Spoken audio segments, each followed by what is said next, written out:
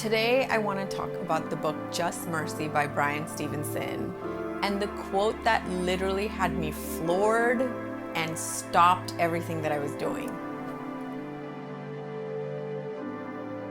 If you haven't read the book Just Mercy by Bryan Stevenson, I highly recommend. Please go check it out. There's even a movie about it now. No, I'm not getting paid for any promotional thing for this book, but I will, to the end of my life, recommend this book and recommend all the work that Bryan Stevenson and Equal Justice Initiative is doing. In the book, it talks about the criminal justice system in America and how it disproportionately is punishing and penalizing Black and brown people. If you haven't read it, I'm gonna give a little bit of a spoiler, so massive spoiler alert. Not too much, but enough for you to wanna maybe pause, read the book, come back to this video. In the book, he is an attorney and he's working with individuals on death row in Alabama. One of the clients that he's working with, they have appealed the death penalty for this particular individual, and he just gets the letter that his appeal didn't go through. This person is actually going to be executed and be on death row. So this moment in the book, he's talking about how he is feeling with knowing that the appeal didn't go through and all the work and effort they had done, and knowing that this person is not going to be alive.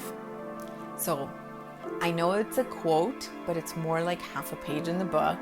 I feel that I have to read the entire quote because it has such a massive impact, and I'll talk about why it impacted me in that moment when I was reading that book. It goes, "We are all broken by something. We have all hurt someone and have been hurt. We all share the condition of brokenness, even if our brokenness is not equivalent. I desperately wanted mercy for Jimmy Deal and would have done anything to create justice for him. But I couldn't pretend that his struggle was disconnected from my own. The ways in which I have been hurt and have hurt others are different from the ways Jimmy Deal suffered and caused suffering. But our shared brokenness connected us. Paul Farmer, the renowned physician who has spent his life trying to cure the world's sickest and poorest people, once quoted me something that the writer Thomas Merton said, 'We are bodies of broken bones.' I guess I'd always known, but never fully considered, that being broken is what makes us human. We all have our reasons. Sometimes we're fractured by the choices we make. Sometimes we're shattered by the things we never have chosen. But our brokenness is also the source of our common humanity, the basis for our shared search for comfort, meaning, and healing. Our shared vulnerability and imperfections nurtures and sustains our capacity for compassion. We have a choice. We can embrace our humanness, which means embracing our broken natures, and the compassion that remains our best hope for healing. Or we can deny our brokenness, forswear compassion, and as a result, deny our own humanity. I thought of the guards strapping Jimmy Deal to the gurney that very hour. I thought of the people who would cheer his death and see it as some kind of victory. I realized they were broken people too, even if they would never admit it. So many of us have become afraid and angry. We become so fearful and vengeful that we've thrown away children, discarded the disabled, and sanctioned the imprisonment of the sick and the weak, not because they are a threat to the public safety or beyond rehabilitation, but because we think it makes us seem tough, less broken. I thought of the victims of violent crime and the survivors of murdered loved ones, and how we've pressured them to recycle their pain and anguish and give it back to the offenders we prosecute. I thought of the many ways we've legalized vengeful and cruel punishments, how we've allowed our victimization to justify the victimization of others. We've submitted to the harsh instinct to crush those among us whose brokenness is most visible. But simply punishing the broken Walking away from them or hiding them from sight only ensures that they remain broken, and we do too. There is no wholeness outside of our reciprocal humanity. There is a strength, a power, even in understanding brokenness, because embracing our brokenness creates a need and desire for mercy, and perhaps a corresponding need to show mercy. When you experience mercy, you learn things that are hard to learn otherwise. You see things you can't otherwise see. You hear things you can't otherwise hear. You begin to recognize the humanity that resides in each of us.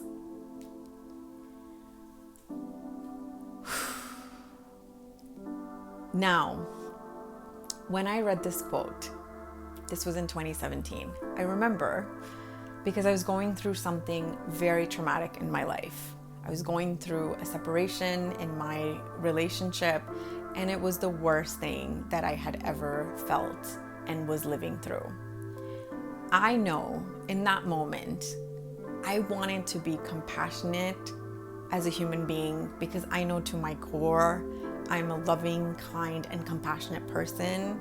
But because of what was happening in my life, I genuinely also in that same moment wanted to obliterate myself and everyone else around me because there was so much hurt and so much pain that I was going through.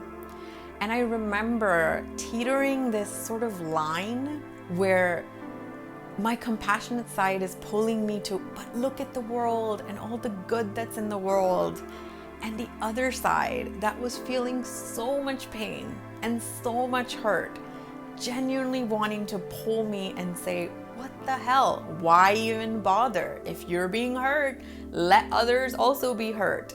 And I literally was going through this push and pull for so many days, so many months, because I was feeling my own pain and my own hurt and my own brokenness. And I remember reading this book, and I remember toying with this push and pull of, do I still be compassionate with what has happened to me? Or do I now go to the route of I'm shutting myself down, I'm shutting anyone coming in my life again, because what's the point? I'm gonna get hurt anyways. And I remember reading this book, and I remember reading this page, and I remember stopping. I remember crying. I remember taking a picture of this particular page because I wanted to make sure I was capturing what I was feeling in that moment by reading this particular page. I've read many books in my life because I love reading. And I've never, and I say never, had a moment where a book has floored me and stopped me in my tracks to really look at what is being said. In that moment, as much as I was feeling the hurt and wanting to just justify why I should then move forward and hurt everyone else, even though that's not what I was doing because I was still being compassionate and kind, I really wanted to be someone that, just didn't care. Why bother? And there was still a part of me that was pushing, but remember, there's compassion and kindness that actually helps us grow. And I remember reading this page and tearing up because it was the sign that I needed to keep moving forward with doing the work that I'm doing so that I could remain compassionate, so that I could recognize that it's actually recognizing not just my brokenness, but other people's brokenness. That is the shared humanity experience that we want.